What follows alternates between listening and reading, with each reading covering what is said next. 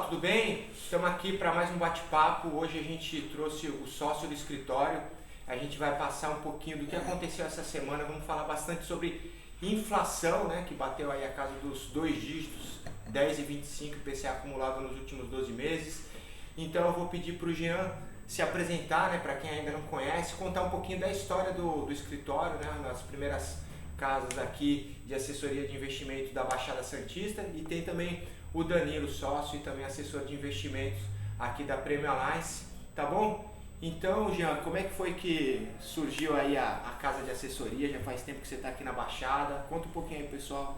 A gente começou aqui por volta de 2006, mais ou menos. Era uma parceria com uma outra casa de investimentos, né? Foi até uma consequência de uma antiga profissão que eu tinha, então não era da área.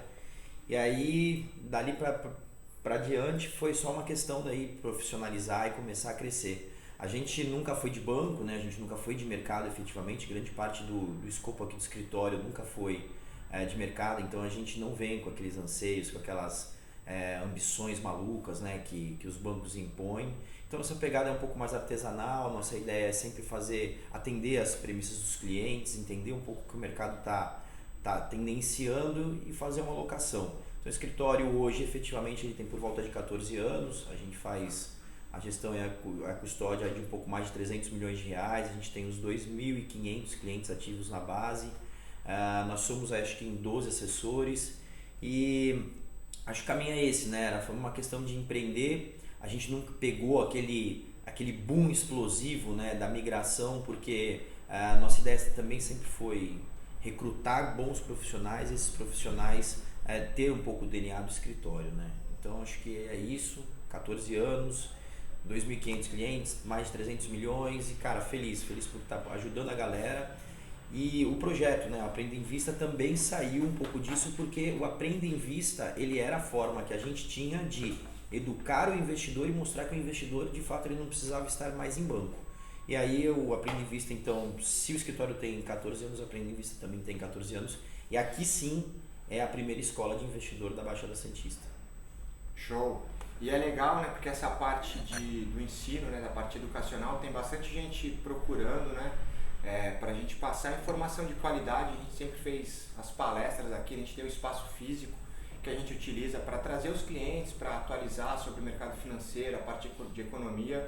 Isso traz uma proximidade, né? Então a pegada do escritório é essa, é ter bastante contato com os clientes para a gente poder junto nessa caminhada trazer resultado, né? Fazer a carteira crescer. E nesse contexto, deixa eu já fazer uma primeira pergunta, né? A gente saiu agora com o dado de inflação que eu citei lá no começo, 10,25, como é que você está vendo, né? Como que o investidor, ou como que você está fazendo para a carteira aí dos clientes, do escritório, para ter um pouco de proteção aí contra a inflação? A inflação é uma erva daninha que incomoda o Brasil, né, desde a sua história, e já foram tentado traçar inúmeras ferramentas para que pudesse aí conter e tirar um pouco a sobrecarga da taxa de juros, né? A taxa de juros ela é o balde sempre de água fria, que é o primeiro movimento que é feito para tentar aí blindar um pouco o país da inflação. E para quem não conhece efetivamente a inflação é a perda do poder de compra da nossa moeda, né? Ela é algo invisível, ela não tira dinheiro da nossa conta, mas ela faz com que com o mesmo valor a gente compre menos. Então se você tem mais ou menos a minha idade, que é 38, você vai lembrar de ter ido na padaria, por exemplo, com 10 reais e trazer quase um mercado, né? Você trazer manteiga, presunto, pão, queijo, etc. Hoje com 10 reais você mal consegue comprar aí o pão e a manteiga. Então esse é efetivamente o poder de compra, só que isso quando a gente ganha uma escala muito grande, né? Quando a gente ganha, por exemplo, os números que estão batendo aí mais de 10% acumulado em 12 meses, significa um trauma muito grande para a economia, porque o país inteiro ele é impactado com uma perda muito forte de compra e dificilmente as pessoas conseguem ter esses reajustes levados, né, para o seu orçamento. Então imagina que se você ganha hoje 10 mil reais e a inflação, por exemplo, está batendo 10,4%, você não vai ter um reajuste de R$ 1.400 do seu salário, né? E lembrando que o IPCA ele é um índice que traça aí, traçado pelo IBGE, então é um índice nacional. né? O que não significa que a sua inflação, né, ela também vai ser 10,4. Aqui no estado de São Paulo, se eu não me engano, você pode contar quase 2 vezes o que é a inflação, né? Então aqui os preços eles são muito mais complicados. O que também é importante a gente saber que é o seguinte, né? A inflação a gente pode, sempre a inflação que preocupa é uma inflação mais longa, né? Onde o governo ele precisa de fato agir e mudar as regras do jogo. Essa inflação, eu tenho visto muita gente falando, por exemplo, que é culpa do governo. E essa inflação é o que a gente costuma aqui no mercado falar de tempestade perfeita, né? Então a gente teve uma demanda excessiva pelo resto do mundo, pelas commodities brasileiras, né? Que é a commodity do agronegócio, proteína animal, minério, petróleo, certo? Junto com o dólar muito alto, então quer dizer, a nacionalização de produtos importados aí ficou mais caro também, e aí a gente teve também por consequência de fatores climáticos, né, a energia e a água disparando. Então se a gente juntar todas essas informações, é difícil colocar isso na culpa do Ministério da Economia, né, de que não houve planejamento. Então foi uma tempestade perfeita que gerou uma inflação absurda. E aí a gente precisa criar agora as ferramentas também para proteger. Eu acho que a melhor forma de proteger é seguir, né, investindo em ativos que possam gerar juro real positivo. E aí entra IPCA+, né, que aí nós temos ou através de fundos, ou através de CDBs, ou títulos aí de bancos, ou até mesmo através do Tesouro Direto. Sim, show de bola. Porque para o investidor que tem ali a dificuldade de achar algum ativo para compor a sua carteira, na verdade a gente tem uma gama ali muito grande, né? Quando a gente fala de CDB e PCA+, o que acontece? Ele vai te pagar a inflação do período, né? A partir do momento que você contratou, mais um prêmio, né? Esse prêmio vai ser o seu ganho real. Então hoje disponível, né, no mercado a gente tem alguns títulos aí para 2, 3 anos pagando IPCA mais 5, 5,10, IPCA mais 6 para títulos mais longos. Então isso você já consegue proteger ali seu capital e ter um ganho em cima disso. Então isso é muito importante também, né? É fundamental, na verdade, né? Porque você imagina que é o seguinte, muita gente tem as aplicações em poupança, muita gente tem as aplicações até mesmo nos DIs, nos convencionais DIs, para ter algum tipo de liquidez. Só que se a gente pegar o DI, né, ele está sempre correndo atrás da inflação. Então a inflação ela é a disparada longa, é a disparada rápida, né? Porque ela já é, né, ela já é cotada ali mês a mês, então você já tem essa resposta direto pelo mercado, e o DI ele é o ajuste para ir encarecendo o crédito ou dificultando o crédito ali para ver se a inflação arrefece de alguma forma.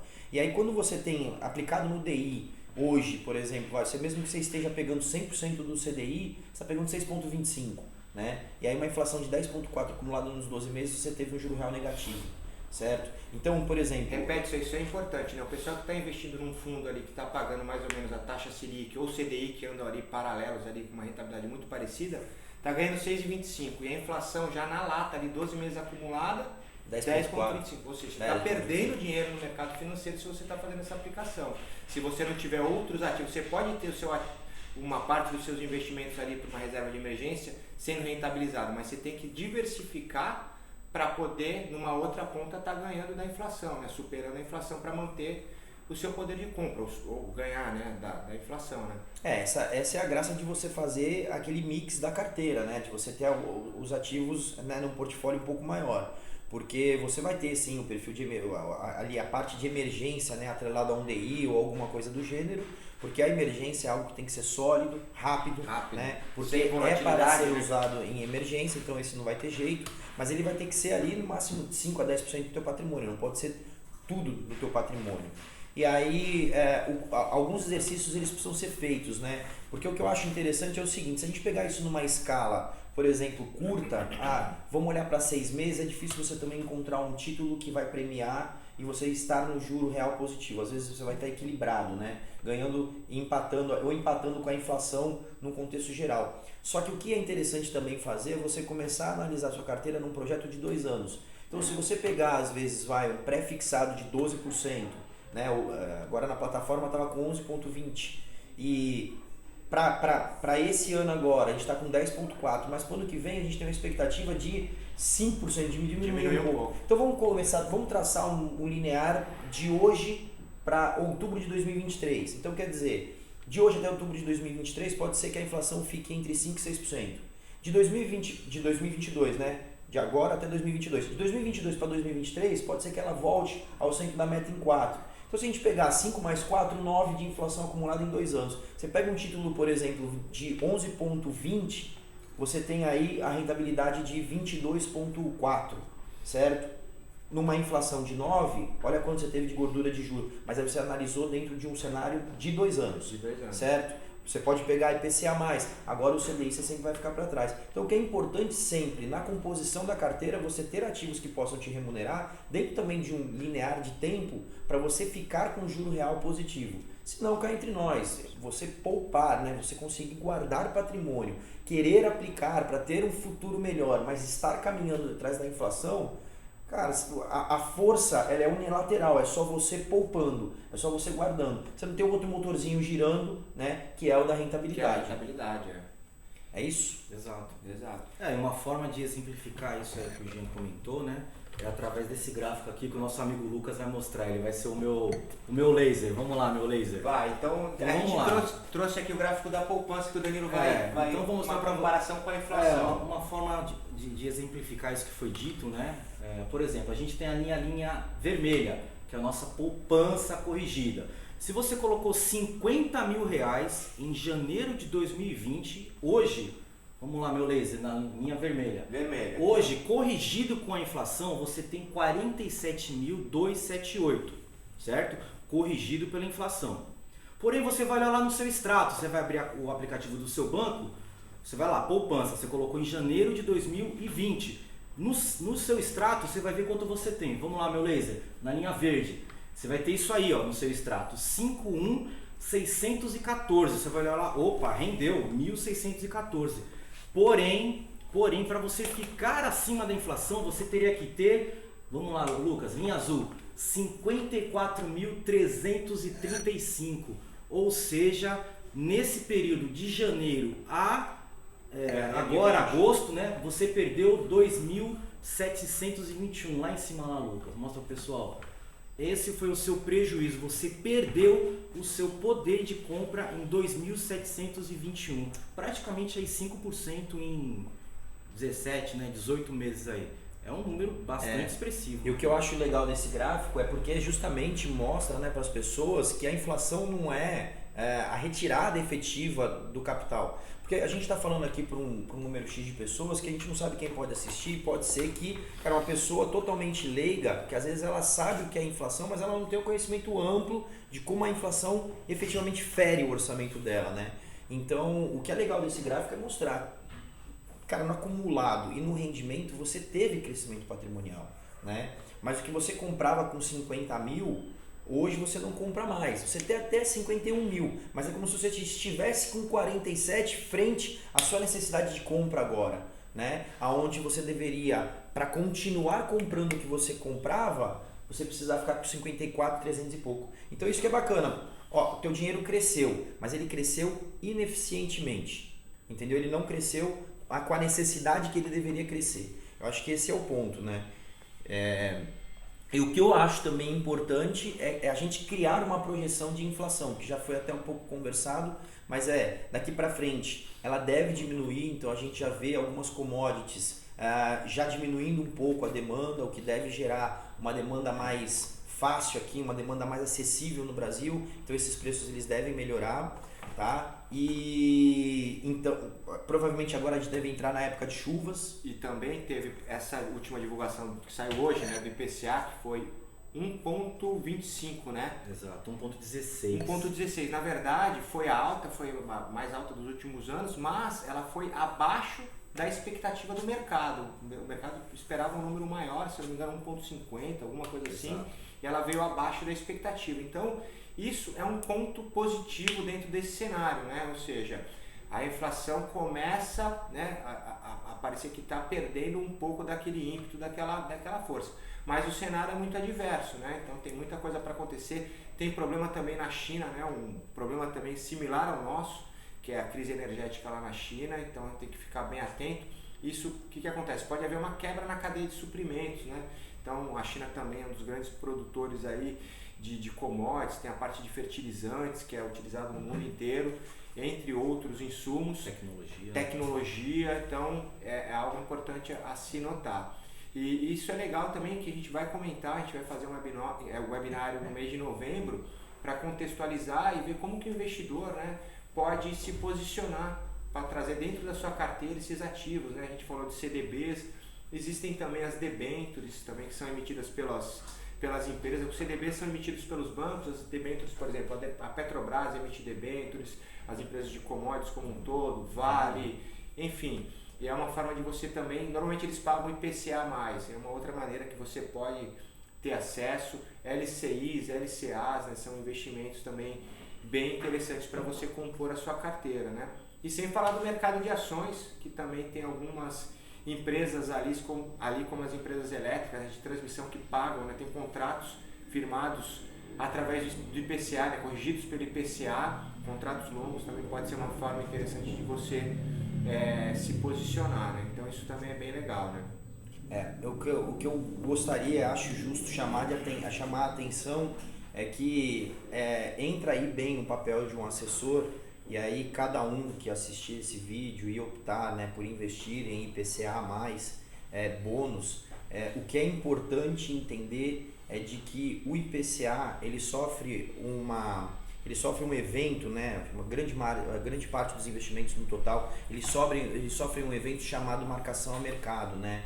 Então, esse ajuste diário da marcação a mercado, quer dizer, pontualmente a marcação a mercado, ele pode trazer um pouquinho de vol para esse título, mas ele é uma renda fixa, ele é um pós-fixado, ele tem uma segurança, só que ele tem um pouquinho de vol, ele tem alguma correção dia a dia, tá? Então não é porque é renda fixa que é fixo sempre e não tem volatilidade. É fixo pela taxa que você sabe a qual ela está atrelada, né? Aí. Mas a marcação que você olha no seu extrato ele vai variar e pode, principalmente os títulos mais longos, se a gente pegar o Tesouro Direto, né, o Tesouro IPCA+, para 2045, 2055, esses então variam mais que a Bolsa de Valores. É porrada, tem que tomar muito cuidado.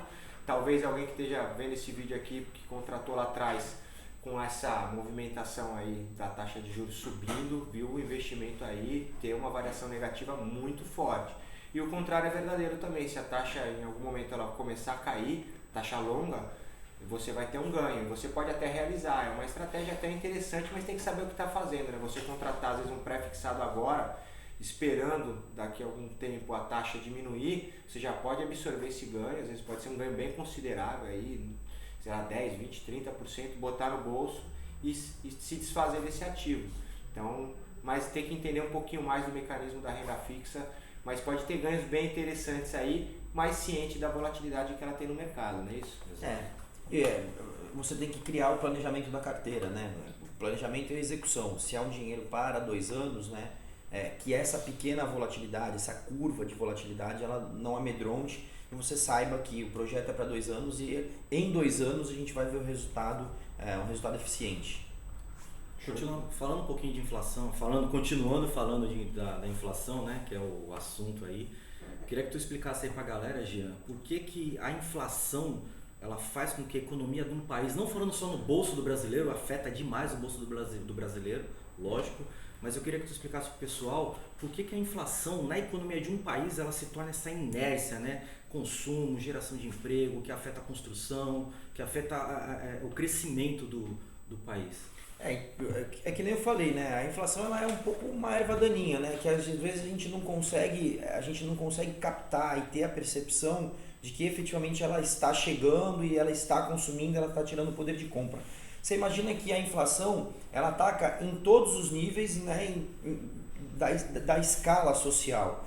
Então imagina o seguinte, imagina por exemplo, que eu estou na minha casa, eu começo a ter energia mais cara, comida mais cara, eu preciso ganhar mais. Aí eu vou lá bater na porta do meu patrão e falar, olha, eu preciso ganhar mais porque o que eu ganhava eu não estou conseguindo pagar, plano de saúde, eu não estou conseguindo. Só que, eu não estou conseguindo pagar plano de saúde, eu não estou conseguindo pagar minha energia, eu não estou conseguindo pagar minha água, eu não estou conseguindo pagar isso. Só que cada uma delas mercado é uma empresa. né? E elas também têm os seus funcionários, e elas também estão sendo reajustadas na energia. Então você imagina o tamanho da escala que essa inflação pode chegar. Quando ela chega ao consumidor, ela já passou por uma escala industrial, por uma escala de serviços, ela já passou por uma escala e tudo precisou ser vindo reajustado. Então imagina que é o seguinte, eu preciso reajustar o meu preço porque eu preciso pagar mais caro em energia, comprar os meus insumos mais caros e reajustar o salário do meu profissional. Consequentemente, esse meu profissional ele precisa ganhar mais para manter o padrão de vida. Então você vai vendo que a escala toda ela vai crescendo. Em contrapartida, você vai vendo também uma escassez de recursos no mercado, porque a taxa Selic sobe, você tem uma diminuição de crédito, tudo está mais caro, então fica tudo muito mais difícil para a economia andar, certo? As pessoas elas começam a restringir um pouco mais suas compras. Então, por exemplo, se a gente pegar até nas empresas varejistas da Bolsa, nessa escala de crescimento de inflação, elas foram umas das que mais sofreram junto com construção. Por quê? A construção ainda mais, né? Porque nós tivemos correção do preço das commodities, principalmente minério, e aí você tem o encarecimento da construção, da matéria-prima, da cadeia toda. E aí ficou muito mais caro. As pessoas não têm dinheiro suficiente para comprar, certo? Porque também estão segurando. E aí você faz uma projeção, então quanto é que a construtora vai vender? Né? A gente está vendo que a construtora está vendendo pra caramba. Mas, cara, isso aí vai ser um resultado imediato. E daqui a 3, 4 anos, como é que isso vai estar? Né? Então isso por um lado. Vamos pegar a Magazine Luiza, vende 4.000 televisões por dia. Será que se a galera a gente segurar, ela vai vender as mesmas 4.000 televisões? Ou que seja 4.000 produtos no contexto geral? Porque ela vai ter que, ela vende parcelado isso aí, nessa parcela está embutindo juros. Exatamente. E com a inflação alta, o Banco Central aumentando juros, ela vai ter que repassar isso para o consumidor. Exatamente. Se ela pagava R$4.500, ela vai pagar R$4.800 e assim vai, né? E outra coisa, até a margem dela também em algum momento vai precisar mudar, porque ela também vai ter que reajustar os preços. E tem também, eu acho que um negócio importante, o efeito psicológico no momento, num período de inflação alta, galopante. O que acontece? As pessoas perdem a noção do preço. Então você vai no supermercado, tem um produto sendo vendido a X, do lado vai ter um produto sendo vendido a 300%, 400% mais caro, vai ter gente comprando. Então acaba entrando uma bola de neve que a gente já passou nos anos 80, não é o cenário agora, a gente só está colocando um pensamento aqui, que a gente perde um pouco da noção e os preços vão aumentando, e você vai consumindo aquele produto cada vez mais caro, sem ter a noção que você está realmente pagando muito mais caro. E aí a gente entra naquela situação realmente perigosa e a gente tem que tomar cuidado, ainda mais pelo histórico que o Brasil tem de hiperinflação, né? E aí entra também os cuidados, né? Porque se a demanda por commodities internacional continuar, se não chover, né? A gente... e aí começa a entrar numa situação um pouco mais complicada, porque você pega aí dezembro, janeiro, fevereiro, março, são os meses mais quentes do ano, né? Se a gente tiver, por exemplo, uma escassez de chuva, necessidade de subir os preços, né? E ainda tiver uma demanda energética muito maior do que o convencional no resto do ano, né? Porque você tem ar-condicionados industriais ligados, não é só os residenciais, né? Tem toda uma escala. Mas se você pegar tudo isso e não estiver chovendo, precisar ter energias alternativas dentro de um processo, você vai ter mais inflação. E aí as pessoas vão ter que consumir menos. Então você vai criando essa escala, a princípio tudo parece um terror, né? Graças a Deus o Brasil ele consegue arrumar também esse seu jeitinho e as coisas vão melhorando. Mas se tivesse que traçar uma reta, né, desse processo, o acumulativo dessa inflação, eu acho que chegar em março aí o Brasil poderia entrar num colapso muito forte, né?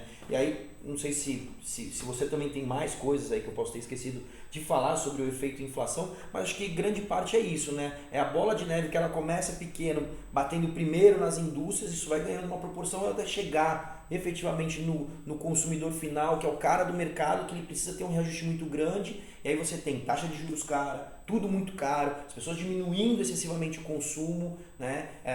E aí você tem a estabilização econômica e não o crescimento nacional. Isso é perigoso, né? Porque se você pegar também os Estados Unidos é um país que lida bem com a inflação, ela tem picos esporádicos de inflação e lá o país ele é dotado na tecnologia e no consumo. E eu acho que algo que pode amenizar isso aí, né, analisando uma situação macroeconômica específica aqui do Brasil, é a nossa taxa de desemprego, né? Se a gente tivesse todo esse cenário com o desemprego lá embaixo, acho que aí poderia ser mais preocupante, mas a gente tem uma mão de obra, uma capacidade também fabril aí da indústria também ociosa, que pode atender essas pessoas aí que estão aí desempregadas, fazendo com que essa inflação não seja a pressão, né, pela falta de produtos não deve acontecer tão forte, porque a gente tem ainda uma parcela da população que não está recebendo renda, né, que está ali naquele trabalho informal, então isso ameniza um pouco o quadro, né, daqui no Brasil, 14%, quase 15% de desempregados. Então, ameniza na inflação. Na né? inflação, Mas a gente tem um problema preocupante do desemprego, mas estou pensando no quadro geral assim, econômico, de ter um pico de inflação tão alto. Então, o que ameniza, entre aspas, né, não o problema do desemprego, mas o quadro geral é ter um desemprego que pode absorver um pouco desse quadro, dessa situação.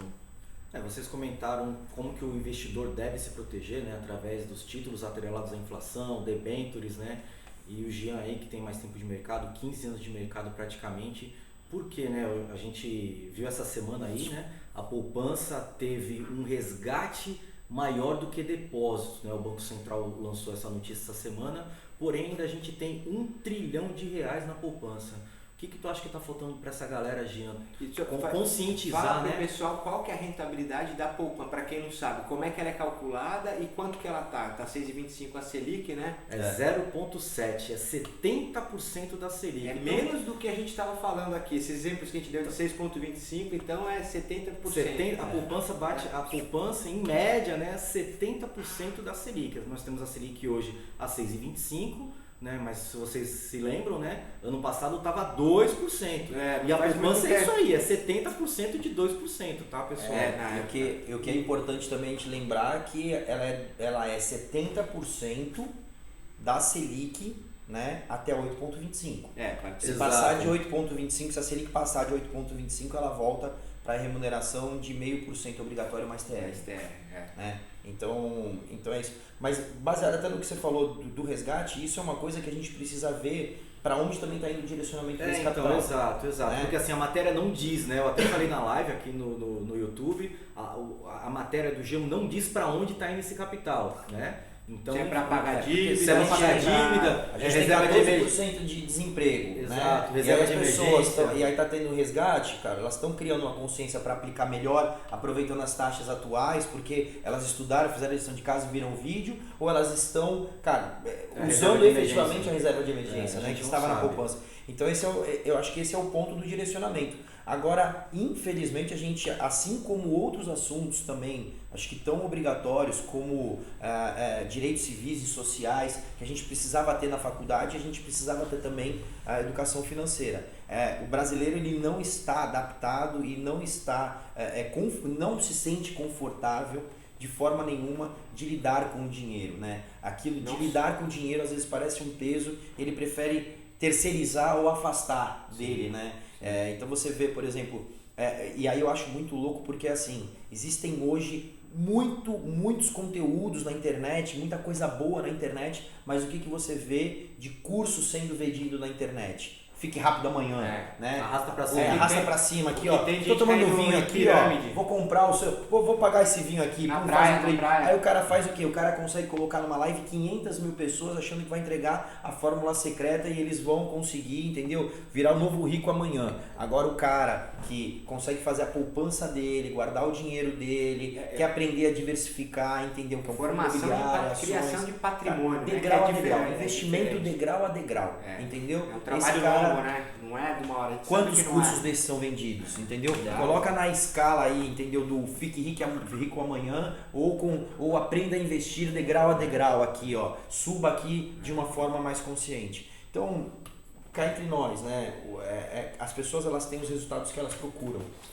Então, o que eu acho que falta para as pessoas saírem da poupança, ou pelo menos a poupança diminuir de 1 tri para 500 bilhões de reais, que já é uma fortuna de dinheiro, é conhecimento, a pessoa estudar efetivamente o que é o mercado, e não é tão complexo, né? Tem uma sopa de letrinha, CDB, LCI, LCA, CRI, CRA, cara, se você entender o que é uma renda fixa, se você entender o conceito que está por trás, né? Exatamente. Cara, é tudo tão simples. O que é importante, assim, você entender, a taxa de juros, a perspectiva dela é subir ou cair. Como que você se posiciona? Você compra um pós ou um pré? Você sabe como se posicionar nesse mercado? Então isso aí é fundamental. Porque com a taxa de juros caindo, se você se posicionar num pós, será que é bom? Então é isso que você tem que avaliar. Isso a gente vai falar bastante também no webinário que a gente vai passar no comecinho de novembro. Então fique esperto aí, acompanha o canal aqui que a gente vai passar bastante informação.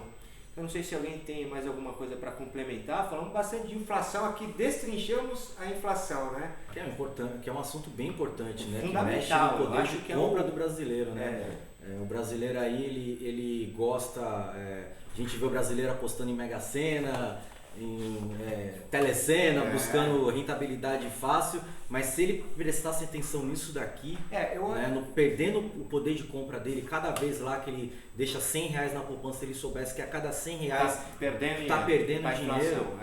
Eu acho que assim, o cenário que é mais favorável agora, apesar de tudo isso que a gente falou, a gente essa nova geração, né, essa geração a partir dos anos 80 e 90, pouco viu a taxa de juros com um dígito, né? É o que a gente está vivendo agora. Então isso favorece você buscar conhecimento no mercado de capitais para fazer os seus investimentos, porque a taxa de juros a 6,25, 5, 6, 7 ainda para o Brasil é um nível baixo. Então você tem que buscar alternativas, seja na renda fixa, atrelando a inflação, como a gente falou, ou também no mercado de ações, né, de bolsa de valores, que tem excelentes oportunidades, né? Se você pegar historicamente, a bolsa ainda é um excelente investimento, mas também tem que saber o que está fazendo, né? Então a taxa de juros pode estar subindo, está sendo pressionada, mas a gente está vivendo um período de taxa relativa para o Brasil relativamente baixo, né? Isso aí. E pode gerar uma polemiquinha pequenininha. Opa, assim, claro. Bora! Tem um outro lado também dessa história toda, que é o seguinte, né? A gente não pode esquecer que o ano que vem é um ano eleitoral, certo? E tradicionalmente, todos os presidentes, desde que a reeleição foi aprovada, tá? Eles tentam trabalhar bem a economia e tentar fazer com que a economia ela fique um pouco mais ativa, um pouco mais acelerada, para que as pessoas cheguem nas eleições com um sentimento melhor, sabe? Com um sentimento de um país com um futuro melhor, de que pelo menos o presidente atual deu o seu recado e fez a sua lição. Fazer uma média, resumir. E aqui ninguém tá para falar sobre... É como disse o ministro da Economia, acho que foi do Bill Clinton, falou, é economia estúpida, né? Ele falou numa reunião, ele falou que no final das contas o que se trata para ganhar a eleição é a economia. Se a economia estiver indo bem, é isso aí. Tem grande chance. Então se as pessoas, para terem esse sentimento bom da economia e chegar lá nas eleições com o presidente atual, e aí não defendendo, não desqualificando, nem nada parecido, mas é o que é a inércia, né? Se ele quer ganhar, acho que um caminho seria, de alguma forma, a economia convergir para isso. E a gente está vendo muito também de aumentar os incentivos sociais, justamente nessa época, quer dizer, é uma situação que o país supostamente não teria condições financeiras de fazer essa, né, dar esse passo, mas enfim... É uma jogada política, e o que pode também, o que eu acredito que possa acontecer, é se a inflação ali ela mostrar alguma tendência ao centro da meta, diminuir, arrefecer do jeito que a gente está imaginando, eu acho que possivelmente a taxa de juros ela pode começar a declinar, para a gente poder chegar ali mais ou menos entre agosto e setembro, as prévias das eleições, com a taxa de juros aí já reduzindo, voltando para esses patamares entre 4 e 5, tá? Não sei se é viável, mas eu acho que é uma possibilidade, e se isso acontecer, tá? Vai fazer bastante sentido tomar IPCA mais pré-fixado, tá? Então, e hoje eu até estava conversando com uma cliente, atendi uma cliente, né? Coloquei até na lista de transmissão e mandei para alguns clientes também que a gente atende aqui, dizendo que eu acho que IPCA mais 5,1 para 2 anos, cara, você se protege bastante sobre esse risco político, né? E ainda ganha mais um ano de conforto no próximo mandato de qual presidente for. né? Se for um cara muito bom e o cara diminuir um pouco a inflação, você está protegido porque você tem 5,1 de prêmio. Se for um cara completamente louco que vai mexer muito com a inflação, ele vai explodir a inflação e você está protegido. Então você sai um pouco do ambiente de bolsa de valores, vai para o conservadorismo, mantém ali, cara, sabe, você bem recuado, bem encostadinho na parede, com a sua proteção. Então eu acho que faz bastante sentido para isso aí, né? A gente não pode esquecer que a gente está no ano político e qualquer uma desses desenhos eles são cabíveis, né? Eleições brasileiras são sempre uma incógnita, um desafio, o que gera muita, né, volatilidade, mas em contrapartida também muita possibilidade. Isso. Show. Isso é um tema para um próximo bate-papo, né? Tá um pouquinho longe, né? Mas só para concluir aqui da minha parte, eu vi, era uma pergunta, uma reportagem, né? Falando se você deveria ou não tirar o dinheiro em vésperas de eleição, né? A conclusão, analisando os dados aqui, a princípio não, mas vai muito, né? Porque você mantém o seu dinheiro em bolsa de valores, a sua rentabilidade normalmente é melhor daqueles que retiram e esperam o novo, por exemplo, no caso, eleição de presidente. Mas vai muito se você tem estômago para aguentar as porradas, as oscilações, a volatilidade. Aí é de cada um também. Né? Mas a gente pode jogar com as dinâmicas, né? Diminui 50% da alocação, deixa uma reserva ali para uma oportunidade, né? Essa hora tem que saber lidar bastante com o seu perfil. Você tem que estar bem pautado no seu perfil, né? Acreditar que o futuro do Brasil é muito bom, de que você está comprado em empresas excepcionais faz todo sentido e que essa volatilidade de curto prazo pode gerar uma oportunidade para você comprar empresas que você já tem um pouco mais barato, né? Então se você tem isso em linha, beleza. Agora se você é uma pessoa que não dorme porque a volatilidade apita, cara, já é importante você começar a ir se conhecer primeiro, descendo também os degraus ali, diminuindo um pouco a exposição e buscar conhecimento. Acho que esse que é o caminho, né? Show. Fechou? É isso aí, fechou. É nóis, é isso aí, pessoal. Valeu, obrigado, pessoal. Segue a gente no Instagram do Aprenda Invista, diariamente conteúdo sobre o mercado financeiro. A gente abre também caixinhas de pergunta lá para você que tiver dúvida sobre o mercado financeiro, sobre inflação também, caso ficou alguma dúvida aí. E é isso aí. Fechou. Valeu, pessoal.